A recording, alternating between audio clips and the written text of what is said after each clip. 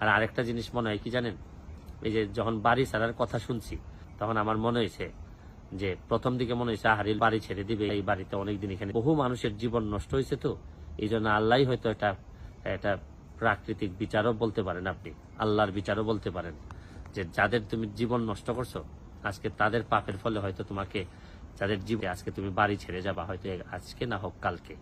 তো আমি বিশ্বাস করি যে আপনার কর্ম কখনোই আপনাকে ফেরত না দিয়ে যাবে না। আমি বিশ্বাস করি যে শুনেন, পাপ যত পুরাতনই হোক না কেন এক সময় সামনে চলে আসে, এবং এই জন্যই সময় থাকতে থাকতে যারা এরকম বড় বড় পাপ করে বিভিন্ন জায়গায় দখল করে আছেন পাবলিকের স্বার্থে, আমার মনে হয় আপনাদের আস্তে আস্তে চিন্তা করা উচিত যে এগুলো ছেড়ে দিতে হবে, নাহলে এমন এক সময় এসে এমনভাবে ছাড়তে হবে যে আপনাদের অনেকেরই ক্ষতি হয়ে যাবে, অনেকেরই মানে ইজ্জত সম্মান নষ্ট হওয়ার সম্ভাবনা আছে।